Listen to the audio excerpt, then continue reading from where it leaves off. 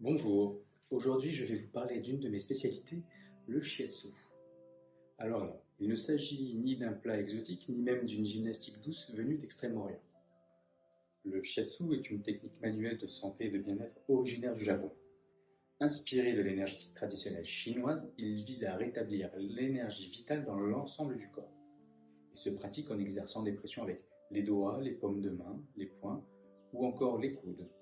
Le terme shiatsu, qui signifie littéralement pression avec les doigts, fut utilisé pour la première fois au Japon en 1920 par Tenpeki Tamai dans son ouvrage Ryoho Shiatsu. Sa méthode est une combinaison du massage chinois Hanma et de la chiropraxie occidentale. Plus tard, en 1934, Tokujiro Namikoshi publiera un article intitulé Physiologie et Shiatsu. Il ouvrira la première école au Japon en 1940. À cette époque, de nombreuses écoles verront le jour, chacune ayant sa particularité. On peut encore aujourd'hui avoir le Masunaga, le Kōshiatsu, le Namikoshi Shiatsu, le Setai et encore bien d'autres écoles. Bien que l'utilisation du mot shiatsu soit récente, cette discipline trouve ses fondements dans des pratiques ancestrales, telles que les massages thérapeutiques Tunna et Hanma, ainsi que la médecine traditionnelle chinoise. Le shiatsu est officiellement reconnu par le ministère de la Santé japonais depuis 1955. Et il s'agit de la deuxième pratique médicale du pays. Le shiatsu est introduit en France en 1970. En 1997, le Parlement européen reconnaîtra la discipline comme médecine non conventionnelle digne d'intérêt. Parmi les différentes méthodes que j'utilise, je ne vais vous parler que de l'une d'elles, car le travail se fait essentiellement au niveau énergétique. Les autres méthodes utilisant des mobilisations articulaires et musculaires que nous retrouvons plus aisément en Occident. Il s'agit donc du Kōshiatsu, fondé en 1938 par le professeur Ryuho Okuyama. Ce dernier était également maître d'arts martiaux de l'école Hakuryu. Pour soigner, pensait Okuyama Sensei, il faut faire surgir la capacité naturelle de se guérir. S'adapter de façon naturelle, c'est l'essence même de la médecine.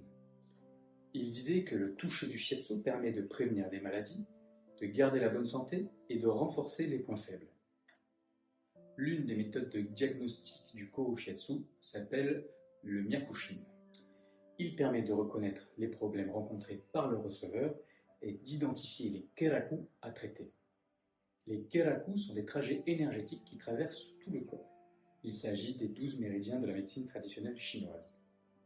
L'examen des pouls est un critère essentiel à l'élaboration de votre bilan énergétique en Kōshiatsu.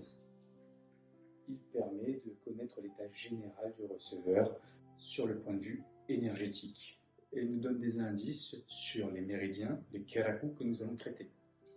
Le principe de la méthode Ko est d'appliquer des pressions sur des tsubo. Ce sont des points situés sur les keraku en évitant d'appuyer sur les parties malades et douloureuses. Lors de sa pratique, le shiatsushi, le praticien de shiatsu, effectue des gestes bien précis lors de l'exécution de son kata, de sa forme.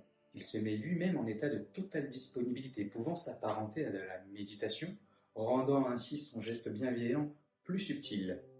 Comme Okuyama Sensei le rappelle, une des particularités du Hakuryu est de montrer que la médecine et les arts martiaux sont très proches. À titre personnel, en tant que pratiquant d'arts martiaux depuis 1990, je retrouve une similitude dans les deux pratiques, notamment dans l'utilisation du hara, le centre de gravité. Vous l'aurez compris, il n'est pas besoin d'attendre d'être malade pour profiter pleinement des bienfaits du shiatsu. Au contraire, c'est avant tout un art préventif. N'oubliez pas que votre santé est votre bien le plus précieux. Alors n'attendez plus et foncez chez votre praticien de shiatsu. Je vous remercie et vous dis à très vite.